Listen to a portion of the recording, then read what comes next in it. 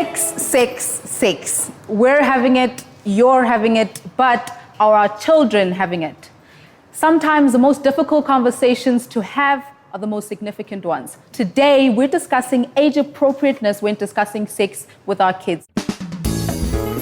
Parenting. Let's talk about this. Being a parent is about godliness. I find so much of myself through parenting. There is no formula of raising a child. Hello, this is Panti on the left. I think having a good support structure makes it all worth it.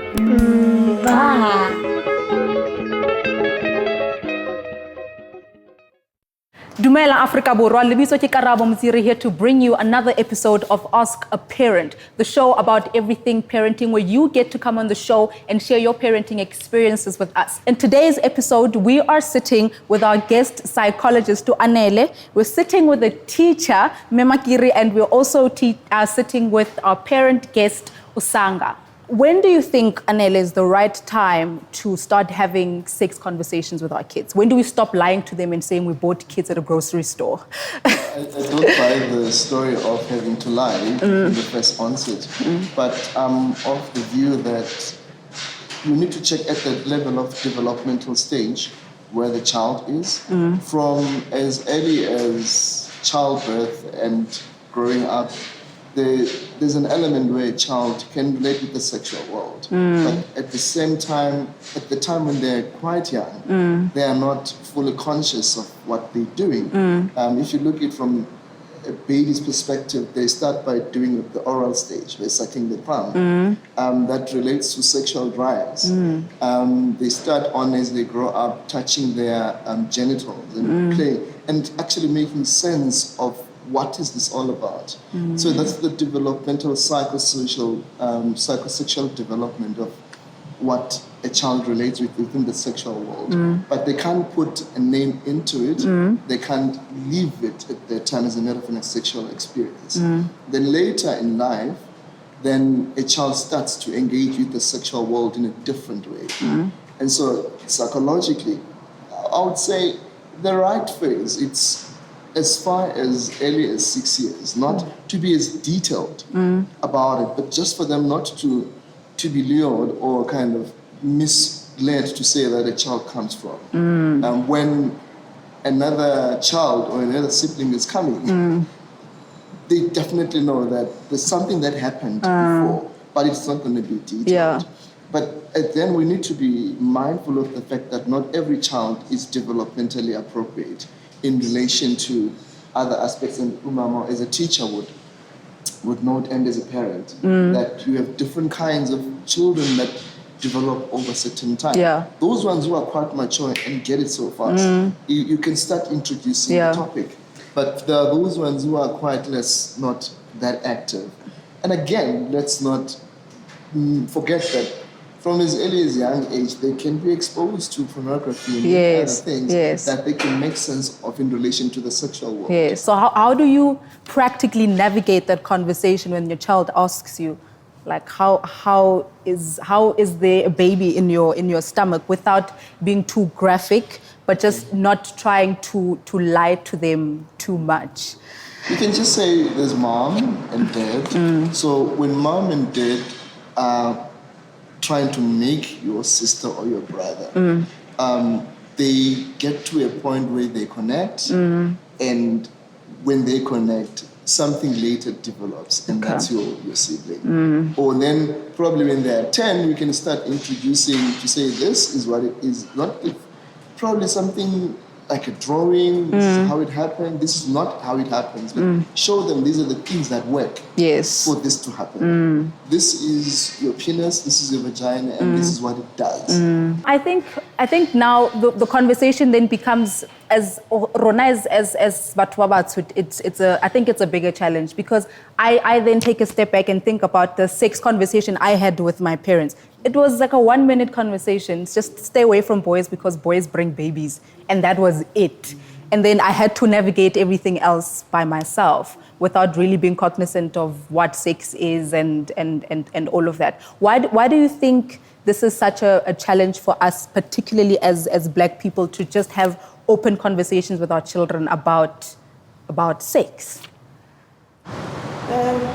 I think it's about culture. It is so difficult for us as parents to talk to our children about sex. But there's a difference between sex and sexuality education. I think it has to start there. If you talk to your children about sexuality education, just talk to them about their bodies, different parts of their bodies, how they work. They should understand their bodies first before you can talk about sex. Sanga, how did your own sex talk go with your family? Did it happen? Yeah. No, it had to happen. So I'm just listening to the two conversations. I started to think about like my point of reference about what happened when I was little and how that was managed and how I managed it with my daughter. My daughter's 13 now, but I think we had the sex conversation quite early actually. And thinking about my experience, I think I probably started touching my genitalia and realizing that there was something interesting going on there, probably like somewhere between 4, 5, 6 around there, right? And I think there were lots of other kids around me that either boys always have their hands like down their pants, kind of playing around. Same thing with girls, because something feels good there, but you don't quite know why. But so you just kind of go there, because you're a kid. And so what you learn then at that point is that someone tells you not to, right? So, and they don't explain why. And they have this like really kind of horrified expression on their face, and you might even get a little slap, don't do it, stop it, you know what I mean? And you learn slowly that something is wrong with either that part of my body or with me touching that part of my body. And the thing is, it becomes shameful in this, the shame element comes into it because I feel pleasure when I do it. But then I'm told not to do it. I want to do it. So that conflict is what causes the shame. So then what I start doing is I'm not going to stop doing it, but I'm going to hide when I do it, right? Because I think for me, the burdensome thing about it is the shame that comes with it. And then now having my own daughter and having to explain it, I mean, I was just resolute from the very beginning that I'm about freedom. Her body is special, every part of her body. If she's taught how to do ABC and pronounce things, I don't understand why she can't be taught what her genitalia does. So do you feel like sometimes, Rona as Batswadi, we're kind of relinquishing our responsibilities to have those difficult conversations, saying, how important do you think it is to also be confident enough to have the conversation so that what they teach them ko skolong doesn't conflict with what we're teaching them ko ntlung? I think it is the responsibility again of the school to call the parents and actually talk to them and maybe tell them or teach them how to teach their children about sexuality. Show them how important it is for children to know about their bodies, to know about how the different parts of their bodies are and all that. And that will also help in terms of religion, because maybe some parents will raise their concerns about religion and culture. So the relationship between the school and the parents is very important. So let's talk about the new curriculum now, life orientation, where they're now introducing sex education. There's obviously a big hoo-ha from parents and also from the religious groups, because they're teaching you no sex before marriage, and then here comes school saying learn sex. But I think now there's a kind of a misunderstanding from the parent side, because now they're thinking now we're teaching our children how to have sex. It goes to what has highlighted, that there's a lack of understanding about differentiating sex from sexuality. And again, if you're looking at the curriculum and what is intended, it is to create awareness and level of literacy around this. Think of this: whenever parents or religious groups you bring the issue of sexuality, they think of binaries, the female and the male. But what the curriculum then says, we want to expose children to a wide range of possibilities of knowing that there are different sexualities, and that now you get a child who's in the classroom who is trans and does not relate with this, what they have, which is a genitalia that they are born male, but they identify as female. And that is as evident as from a young age. Then how do you accommodate that child? They need the understanding of literacy, understanding their body, understanding their psychological makeup. At the same time, it also helps the teacher who is just clueless as to how do I deal with this child. So the sex ed, it's not about teaching children on how to have sex, but it's allowing them to have a wide range of understanding that this is a body function that I have that serves a particular thing. So if you look at the stats, 11% of the world's births are accounted for by kids of 11 to 19 years of age. So when you're becoming as practical as possible, kids are having sex.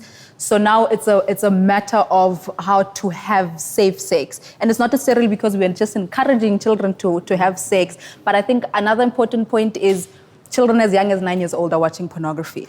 And if they're not being taught what a healthy sexual life looks like at home or at school, then we're allowing pornography to teach them what sex is. And that's where they learn mostly. And to your point about at home, I figure for me, what I saw just with my child and also just in my own experience, I think sexuality is the learning of sexuality, the literacy of sexuality is not just confined to the school or that face-to-face, one-on-one conversation. I think it's the whole context of the living, the way you see mom and dad interact, when you see your cousins fall pregnant and have babies.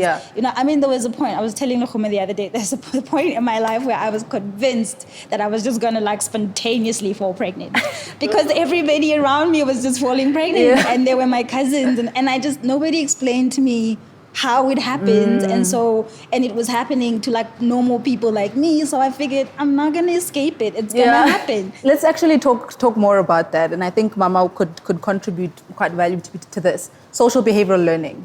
So it teaches us that our kids learn a lot from what they see, from their parents, from their friends, from that television. You know, it teaches kids a lot. We don't have to tell them to do stuff. They learn from seeing what we do. How often do you see students doing things that they probably don't understand within the school, but it's probably something they saw? And I'm referencing to a video I saw a while back. I don't know if you guys saw it, of these two little short human beings passionately kissing at the back of a school. You saw that, and when they heard someone was coming, they jumped and immediately separated because I think innately they knew what they were doing is wrong, but do they really, really understand what they're doing? My experience as a teacher, I think it's about 10, 15 years ago, there was this little girl, I think she was in grade 1 or 2. She would always want boys to kiss her, and she'd even sleep and let them sleep on top of her. And then we called her to the office and we actually wanted to know, where did you see this? You'd be surprised. And they stayed in a garage, a garage somewhere in Soweto. So the parents would think that the child is asleep and start doing their thing. So she says, I always watch my parents. Eish. And the mother was in denial. When we called the mother and explained to her, she was in denial. She says, no, we always make sure that she's asleep. And when she sleeps, she covers herself with a blanket. So it's no way. The child explained that I actually made a hole on one of the blankets, so I always peep and see everything. So that's what happens. When we talk of social behavior, we think of outside the house, but it actually starts in the house because children are always watching the parents and they always want to imitate. Sure, this is so interesting. I'm so glad we're having this conversation because I think there needs to obviously be more education that also happens on our sides as parents to learn how do we navigate these conversations because it's very important. So parents, we teach our children more than we think. So it's not only about what we say to them, but it's also about what we do. But sex education is so important because they need to be aware of who they are, need to be aware of their bodies so that other people are not aware of their bodies on their behalf. So we would love to hear your thoughts and experiences. So please comment down below and share your experiences with us. And don't forget to follow us on AskAParent_ZA. And don't forget to subscribe to get more episodes like this. See you next time.